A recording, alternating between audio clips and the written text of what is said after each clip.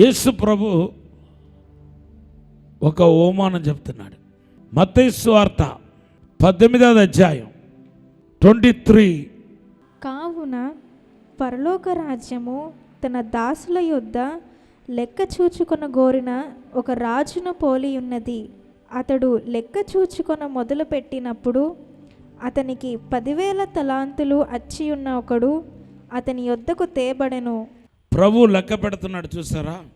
ఆయనకు లెక్కలన్నీ బాగా తెలుసు. 66 గ్రంథంలో సంఖ్యాకాండం ఉంది. ఎందుకు దానికి పేరు సంఖ్యాకాండం వచ్చింది? అన్ని లెక్కలు ఉంటాయి.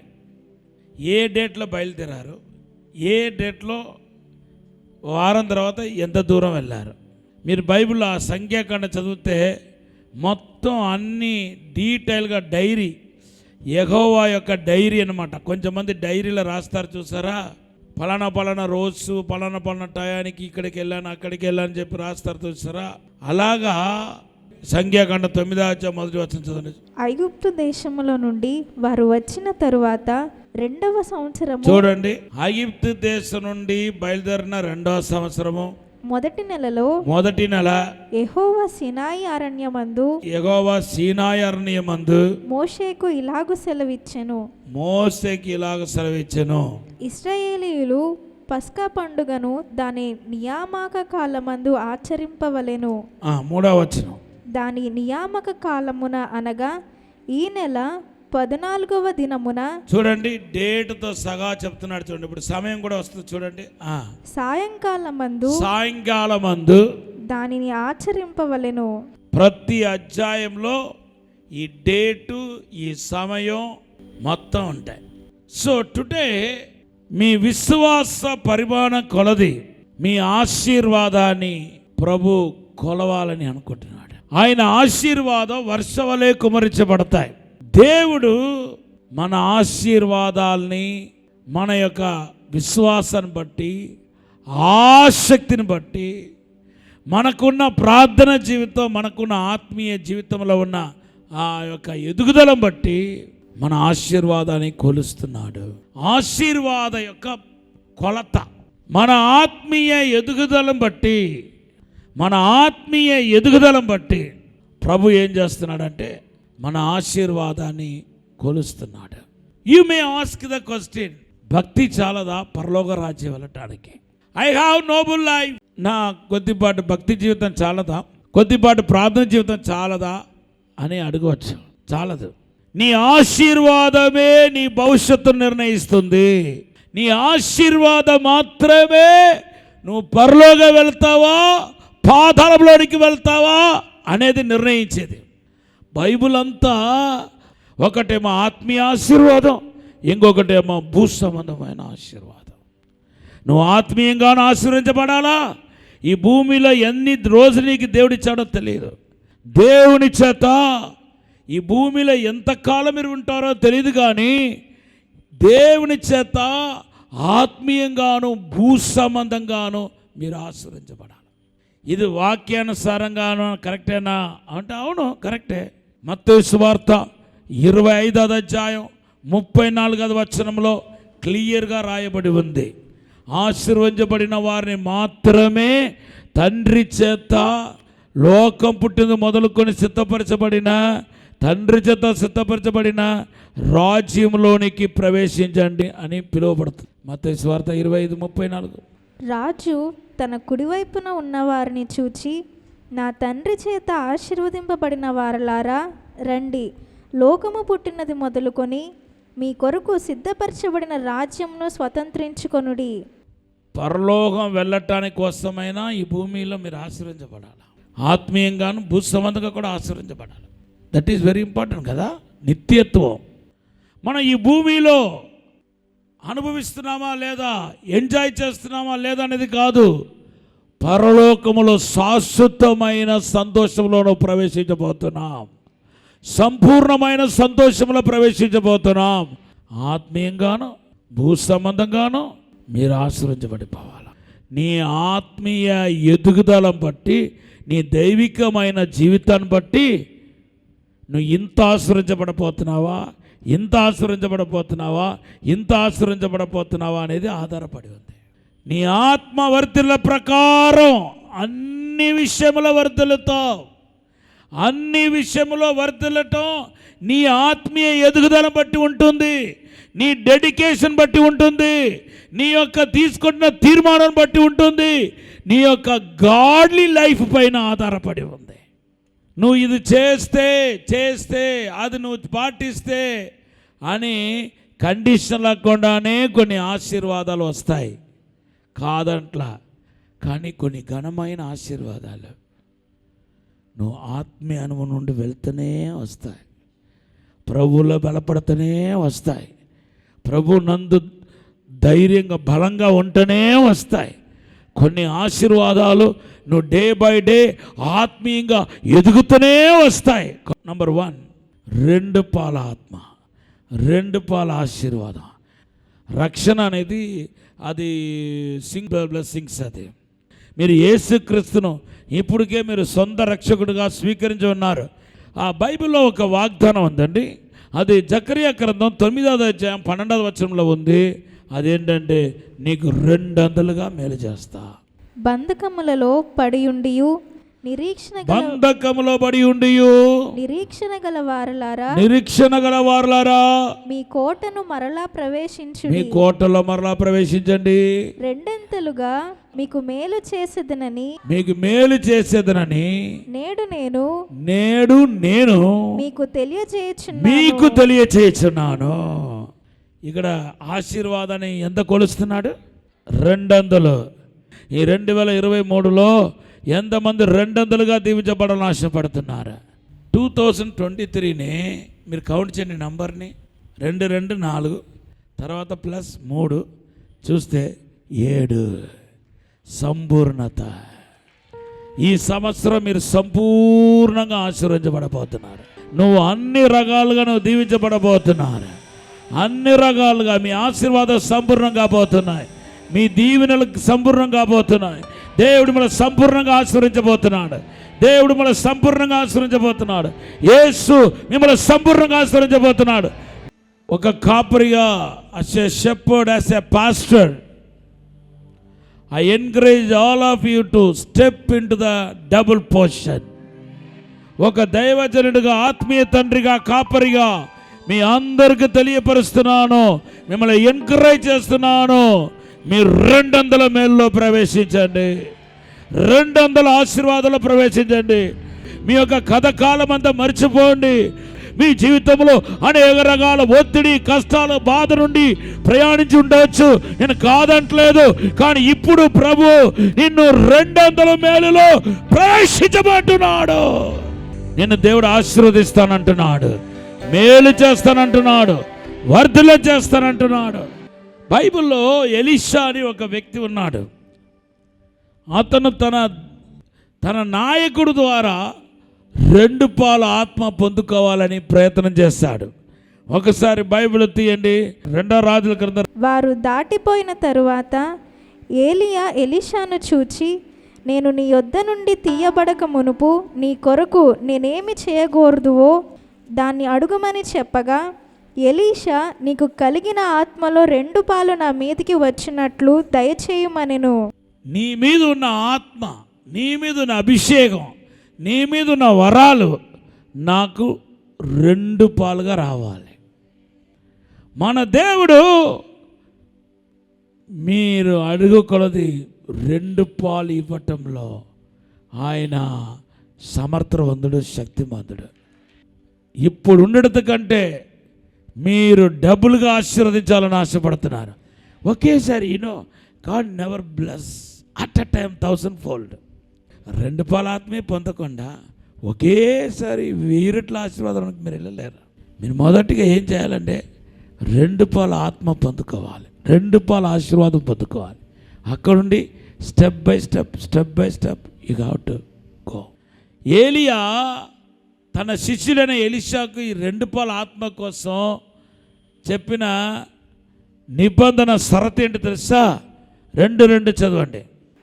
ఏలియా, యెహోవా నన్ను బేతేలునకు పొమ్మని సెలవిచ్చి ఉన్నాడు గనుక నీవు దయచేసి ఇక్కడ నుండుమని ఎలీషాతో అనెను. ఎలీషా, యెహోవా జీవము తోడు, నేను నిన్ను విడువనని నిన్ను విడువనని తన నాయకుడికి ఒక వాక్ ఇస్తున్నాడు. ఆ వాక్ ఏంటో తెలుసా? నేను విడువను. తన నాయకుడుకు దేవుడికి ఇవ్వట్లేదు ఈ మాట, ప్రభా నేను నిన్ను విడువను అల్లా. తన కొరకు నియమించబడిన తన యొక్క ఎదుగుదల కోసం, తన ఆశీర్వాదం కోసం దేవుడు ఏ నాయకునైతే పెట్టాడో ఆ నాయకుడుకు ఇతను ఇచ్చే మాట ఏంటంటే నేను నిన్ను విడువను. మళ్ళా 2:5 అంటున్నాడు చూడండి. యెరికోలో ఉన్న ప్రవక్తల శిష్యులు ఎలీషా యొద్దకు వచ్చి, నేడు యెహోవా నీ యొద్ద నుండి నీ గురువును పరమునకు తీసుకొని పోవునని నీ వెరుగుదువా అని ఎలీషాను అడుగగా, అతడు నేనెరుగుదును, మీరు ఊరకుండుడనెను. నాకు తెలుసు మీరు, నేను ఎరుగుదును, నేను ఆయన వెంబడిస్తున్నాను, డిస్టర్బ్ చేయకండి అంటున్నాడు. 2 రాజుల క్రింద 2:6. అంతటా ఏలియా, యెహోవా నన్ను యోర్దానుకు పొమ్మని సెలవిచ్చి ఉన్నాడు గనుక నీవు దయచేసి ఇక్కడ ఉండుమని ఎలీషాతో అనగా, అతడు యెహోవా జీవము తోడు నీ జీవము తోడు నేను నిన్ను విడువనని చెప్పాను గనుక వారిద్దరును ప్రయాణమై సాగి వెళ్ళి. చూడండి, ఇప్పుడు మొదటిగా దేవుని తోడు అన్నాడు. నేను నీ పైన దేవుడి పైన కూడా ఒత్తు పెట్టుకుని చెప్తున్నాను, నేను నిన్ను విడవడం. దేవుడు షరతులను, దేవుడు పెట్టిన పద్ధతిని నువ్వు పాటించడానికి సిద్ధంగా లేకపోతే నువ్వు దేవుని నుండి ఆశీర్వదించబడవు. నువ్వు ఎంత పెద్ద భక్తుడైనా సరే. దేవుడు తనకును ప్రజలకునే మధ్యవర్తులు దేవుడు నియమించి ఉన్నాడు. నాయకత్వం కలిగి ఉండాలి. You must have the leadership. ఒక నాయకత్వం కింద ఉన్నప్పుడే నీలో ఉన్న అభిషేకం ఇంక్రీస్ అవ్వటానికి ప్రారంభిస్తాయి, నీలో ఉన్న ఆశీర్వాదం ఇంక్రీస్ అవ్వటానికి ప్రారంభిస్తాయి, నీలో ఉన్న ఆ నీతి క్రియలు, నీలో ఉన్న పరిశుద్ధత ఇంక్రీస్ అవ్వటానికి ప్రారంభిస్తాయి. ఆదివారం ఆరాధనకి వచ్చి వాక్యం విని వెళ్ళిపోవటం, అది నేను నాయకత్వం కింద ఉన్నాను, ఒక గొడుగు కింద ఉన్నాను, ఒక సేవకుడి కింద ఉన్నానని చెప్పటం అది కాదు. నువ్వు లోపల బయట డీప్గా ఈ నాయకత్వంలో నీకు దేవుడు ఏ కాపురనైతే అప్పగించాడో యు ఆర్ అకౌంటబుల్. నీకంటూ దేవుడు ఒక వ్యక్తిని ఎన్నుకుని ఉంటాడు. ఒకవేళ నాయకుడు నీకు దేవుడు ఎవరైతే నియమించాడో దూరంగా ఉండవచ్చు. ఇప్పుడు నేను ఎజేకియా ఫ్రాంచైజ్ అంటాను, నా దగ్గరే ఉన్నారు, ఇప్పుడు నాకంటే దూరంగా ఉన్నారు, కమ్యూనికేట్ చేయడం కష్టం. Is also busy, sometimes I'm also busy, నేను బిజీగా ఉంటున్నాను. బట్ నా హార్ట్లో చాలా డీప్గా నేను నాయకత్వాన్ని నేను ఏం చేస్తున్నానంటే రెస్పెక్ట్ ఇస్తున్నాను. నాకు సమయం దొరికితే ఆదివారం కుదరదు, వారానికి ఒకసారి కుదరదు, కానీ వెళ్తే 10 రోజులు అక్కడే ఉండిపోవాల్సి వస్తుంది, వెళ్తే అక్కడే 5 రోజులు ఉండిపోవాల్సి వస్తుంది, వారమంతా అక్కడ ఉండిపోవాల్సి వస్తుంది. సవాసాన్ని నిర్లక్ష్యం చేస్తున్నారు చాలామంది. దానివల్ల నువ్వు ఆశీర్వదించబడకుండా ఉన్నావు. అందరు ప్రవక్తల కుమారులు అందరూ పొందుకోలేదు. ఎలీషా లాగా 120 మంది పైపడిగా ఉన్నారు, కానీ ఒక్కడే ఆ ఎలీషా అన్నవాడు మాత్రమే పొందుకున్నాడు. 120 మంది పొందుకోలేదు. ఎందుకు 120 మంది పొందుకోలేదంటే వాళ్ళ నాయకత్వాన్ని గురించి వారికి ఏమీ లేదంటే అవగాహన లేదు. వాళ్ళు ఏదో పేరుకి ఎలియాను వెంబడించారు, కానీ ఎలీషా మాత్రం దేవుడు సాక్షిగా అంటున్నాడు, నేను నిన్ను విడిచిపెట్టను. మీరు ఎలీషా ద్వారా ఒక చక్కటి పాఠాన్ని నేర్చుకుంటున్నారు. అటు ఇటు స్థిరత్వం లేని వారిలాగా నిలకడ లేని జీవితాలు వద్దు, ఇటు అటు పరిగెత్తవద్దు. కానీ మీకు దేవుని ఆత్మ మాట్లాడుతున్నాడు, నీకు 2 పాల ఆత్మ కావాలంటే, నీ ఆశీర్వాదం ఇంకా ఇప్పుడు ఉండదు కంటే 2 రెట్లు అధికం అవ్వాలంటే కండిషన్ ఏంటంటే నిన్ను ఏ సవాసములో దేవుడు ఉంచాడో కష్టమైన నష్టమైన అదే సవాసములో కొనసాగించు, నువ్వు ఆశీర్వదించబడతావు. ఎలీషా శోధన ఎదుర్కోలేదా? ఎందుకు నువ్వు ఆయన వెంబడిస్తున్నావు? నీకు దొరకడు, నీకు అందుబాటులో ఉండడు. ఎందుకు ఆయన వెంబడించబాకు అని కొంతమంది తప్పుడు సలహాలు ఇస్తున్నారు. వాళ్ళు ఎవరో కాదు, ప్రవక్త కుమారులు. ఎలీషా విన్నాడా? చెప్పండి, వినలా. నోర్మయ్యండ్రా. నాకు తెలుసు నా లీడర్ గురించి, నా నాయకుడి గురించి నాకు తెలుసు. నేను ఏ సవాసంలో ఉన్నానో నాకు తెలుసు. నేను ఏ గోడుకులో ఉన్నానో నాకు తెలుసు. You shut up your mouth. I know about my leader. I know about my fellowship. నా నాయకత్వం ఏంటో నాకు తెలుసు. నా నాయకుడు ఏంటో నాకు తెలుసు. You shut up. ఇలా నువ్వు చెప్పగలిగి సవాసంలో స్థిరంగా ఉన్నావంటే నేను నీకు ప్రామిస్ చేస్తున్నాను, నీ ఆశీర్వాదం డబుల్ అయిపోతాయి. ఎలీషా పైన 120 దయ్యాలు. ఆ దయ్యాలని కలిపి ఏం మాట్లాడుతుందంటే సవాసానికి వెళ్ళవద్దు, సవాసం చేయవద్దు, నీ నాయకుడిని వెంబడించవద్దు. ఈ యొక్క చిన్న ఎలీషా 120 మంది చెప్పిన తప్పుడు ఆలోచనను చేయించాడు కాబట్టి దేవుడు ఆయన్ని 2 ఆత్మతో దేవుడు నింపాడు. I like prophet Elisha. He knew his leader's weakness.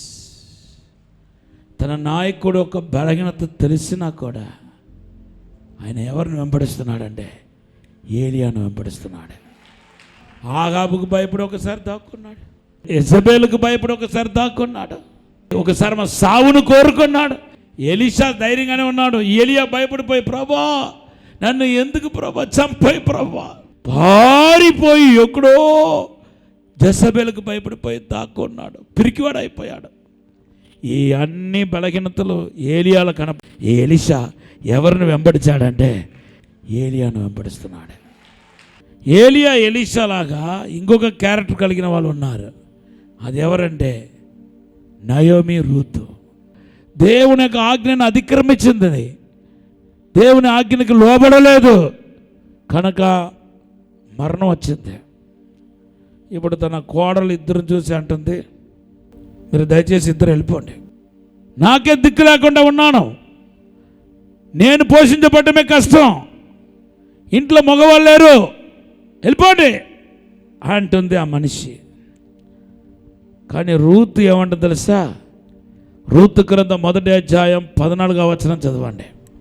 వారు ఎలుగెత్తి ఏడవగా ఓర్పు తన అత్తను ముద్దు పెట్టుకొనెను, రూతు ఆమెను హత్తుకొనెను. యూదుల ఆచార ప్రకారం ముద్దు పెట్టేశారంటే అయిపోయింది, నీకు నాకు పని అయిపోయిందని అర్థం. సమాధానకరంగా ఒక వ్యక్తిని కట్ చేస్తున్నారు అనుకోండి, ముద్దు పెట్టి వదిలేస్తారు. నీ వెళ్ళు చోటుకే నేను వచ్చేదాన్ని, నీ ఒక అడుగు జాడలు నేను నడుస్తాను. ఇప్పుడు ఈ నయోమి ఈమెను ఎక్కడ తీసుకెళ్ళింది చెప్పండి? బోయాస్ దగ్గరికి తీసుకెళ్ళింది. బోయాస్ ఎవరు చెప్పండి? ధనవంతుడు. ధనవంతుడితో ఏమైందంటే ఏకమైపోయింది. రూతుకి లీడర్ ఎవరంటే నయోమి. రూతు పొందుకున్న ఆశీర్వాదం బోయాసు. మనకు బోయాస్ ఎవరు చెప్పండి? యేసుక్రీస్తు. ఒక మంచి కాపరికి, ఒక మంచి నాయకుడికి ఉండాల్సిన లక్షణాలు ఏంటంటే మిమ్మల్ని అలాగా ఎత్తుకుని తీసుకెళ్ళి యేసయ్య పాదాల దగ్గర పడేస్తాడు ఒక మంచి నాయకుడు. మిమ్మల్ని ఆత్మీయంగా బలపరుస్తూ, మిమ్మల్ని వాక్యం అందిస్తూ, మిమ్మల్ని అభిషేకంలోనికి నడిపిస్తూ మిమ్మల్ని ఎక్కడికి తీసుకెళ్ళాలి? ఎక్కడ తీసుకెళ్ళాలి?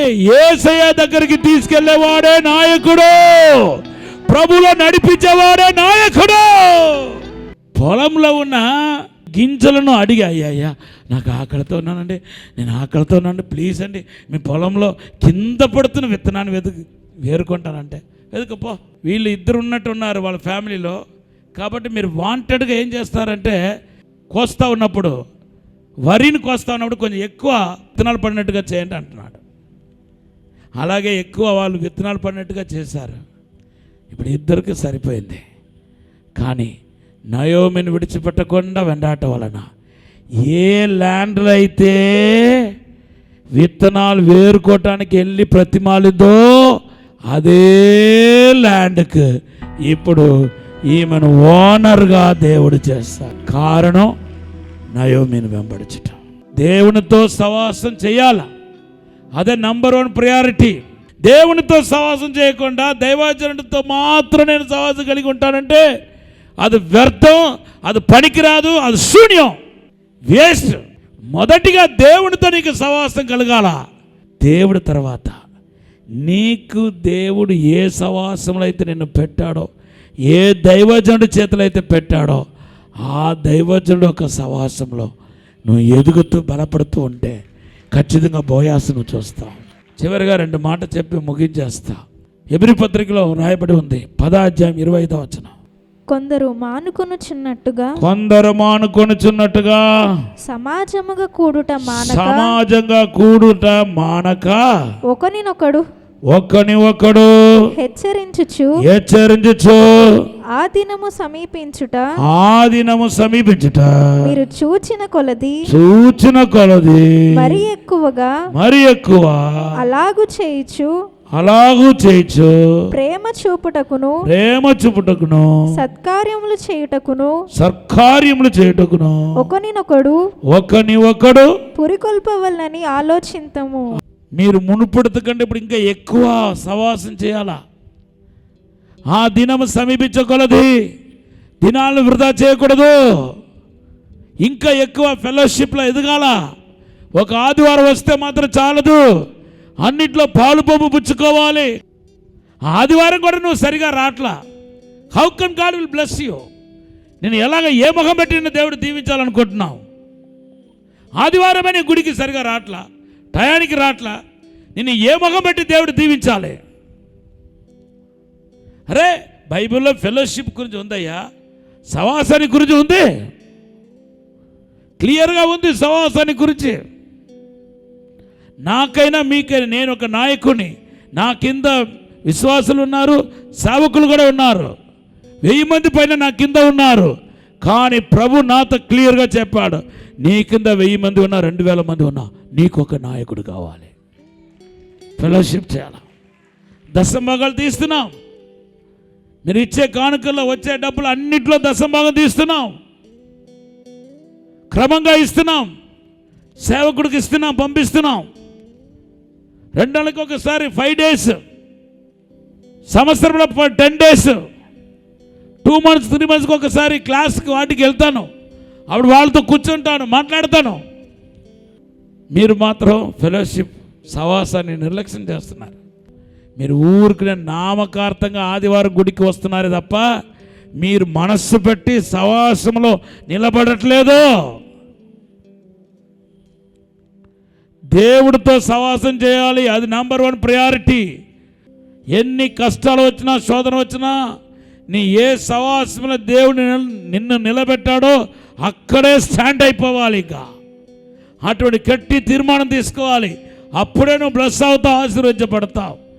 2వ మాట పరిశుద్ధాత్మ దేవుడు మీకు చెప్పమని చెప్పిన మాట హెబ్రీ పత్రిక 13:17. మీ పైని నాయకులుగా ఉన్నవారు లెక్క ఒప్పచెప్పవలసిన వారి వలె మీ ఆత్మలను కాయుచున్నారు. వారు దుఃఖముతో ఆ పని చేసిన ఎడల మీకు నిష్ప్రయోజనము గనుక దుఃఖముతో కాక ఆనందముతో చేయునట్లు వారి మాట విని వారికి లోబడి ఉండుడి. సో 200 మేలు పొందటానికి నువ్వు చేయాల్సిన పని ఏంటంటే దేవుని వెంబడించాలి. That is okay. నంబర్ 2, దైవజనుడు ఆత్మీయ తండ్రి ఏదైతే నీకు చెప్తున్నాడో దాన్ని ఫాలో అవ్వాలి. ఒక దైవ సేవకుని బాధపట్టి బాగుపడిన వాళ్ళు భూమిలో ఎవ్వరు లేరట. ఒక దైవజన్ని బాధ పెట్టి దుఃఖపెట్టి బాగుపడతానుకున్న వాళ్ళు ఈ భూమిలో ఒక్కరు కూడా లేరు. ఖచ్చితంగా దేవుడు రివెంజ్ తీసుకుంటాడు. Revenge, I'm using the word revenge. ఒక దైవజన్ను బాధ పెట్టావా, గాయపరిచావా, నువ్వు దానికి ఖచ్చితంగా వెల చెల్లించాలా. దేవుడు ఊరుకోడు. దానికి బైబిల్లో ఆధారం ఉంది. ఎప్పుడో ఒకసారి నీ దగ్గర లెక్క అడుగుతాడు, సమయం ఇస్తాడు, క్షమాపణ అడగడానికి సమయం ఇస్తాడు, పశ్చాత్తాపడడానికి సమయం ఇస్తాడు. లేకపోతే నిన్ను లెక్క అడుగుతాడు దేవుడు. ఈరోజు నోటికి వచ్చినట్టుగా మాట్లాడబడుతున్న అందరి నోట్లో ఉండే వ్యక్తి ఎవరంటే దైవ సేవకులు. ఎందుకంటే పబ్లిక్ పర్సన్. ఏ పబ్లిక్ పర్సన్, ఒక రాజకీయ నాయకుడు పబ్లిక్లో ఉంటే ఆయన గురించి 10 మంది 10 రకాలుగా మాట్లాడతారు. ఒక ఆత్మీయ నాయకుడు, అభిషక్తుడు ఒక రాజకీయ నాయకుడు కాదు. Is anointed one, is next to God. దేవుడు తర్వాత ఆయన అభిషేకాన్ని మీరు గౌరవించాలా. ఆయన గౌరవించకపోయినా ఆయన మీద ఉన్న అభిషేకాన్ని గౌరవించాలి. నీ నోటికి వచ్చినట్టుగా మాట్లాడుతూ వాళ్ళతో వీళ్ళతో లేనిపోని మాటలు చెబుతూ వాళ్ళ పేరును ప్రతిష్టను దెబ్బకొట్టు నువ్వు జీవిస్తే కనుక ఖచ్చితంగా దానికి తగిన అమూల్యం చెల్లించడం తప్పదు. నువ్వే కాదు, the whole family has to pay the price. Family అంతా కలిసి పే చేయడం తప్పదన్నమాట. ఈ వర్డ్ కొంచెం హార్ష్గా ఉంటుంది, కఠినంగా ఉంటుంది, కానీ ఇది వాస్తవం అది. But God is warning. నాతో దేవుని ఆత్మ మాట్లాడుతున్నాడు, నేను కాదు, పరిశుద్ధాత్మ దేవుడు హెచ్చరిస్తున్నాడు. అందరు లేచి నిలబడండి, ప్రార్థన చేద్దాం. పరిశుద్ధము నమ్మకమైన పరలోక తండ్రి, నీకు వందనాలు, స్తోత్రాలు ప్రభా. మా అతిక్రమాన్ని పాపాన్ని నీ రక్తములో కడగండి ప్రభా, పరిశుద్ధపరచండి ప్రభా. యోగ్యమైన మనస్సాక్షి గల వారగా ముందుకు సాగులాగన ప్రాణాత్మ శరీరాన్ని అభిషేకించండి ప్రభా. దైవ ప్రసన్నముతో నింపండి, వెలుగుతో నింపండి, దేవునికి మహిమతో నింపండి, ప్రసన్నముతో నింపండి ప్రభా. ప్రతి ఒక్కరిని నీ యొక్క అభిషేకం గమనగాక, దేవుని ప్రసన్నం గమనగాక, దేవుని యొక్క విడుదల కలుగునగాక, దేవుని యొక్క ఆశీర్వాదం కలుగునగాక. ఇప్పుడే ఆశీర్వదించండి ప్రభా. ప్రతి ఒక్కరిని పేరు పేరు చెప్పున ఆశీర్వదించండి. పరిశుద్ధాత్మ మహిమతో నింపండి ప్రభా, అభిషేకముతో నింపండి, ప్రసన్నముతో నింపండి, వెలుగుతో నింపండి, అగ్నితో నింపండి. హృదయాన్ని అయా మండించండి, ప్రకాశింపచేయండి ప్రభా. ఇప్పుడు ఆశీర్వదించి దీవించి బలపరచమని, మీరే వర్ధలు చేయమని యేసు నామములో అడిగి వేడుకుంటున్నాము తండ్రి. ఆమేన్.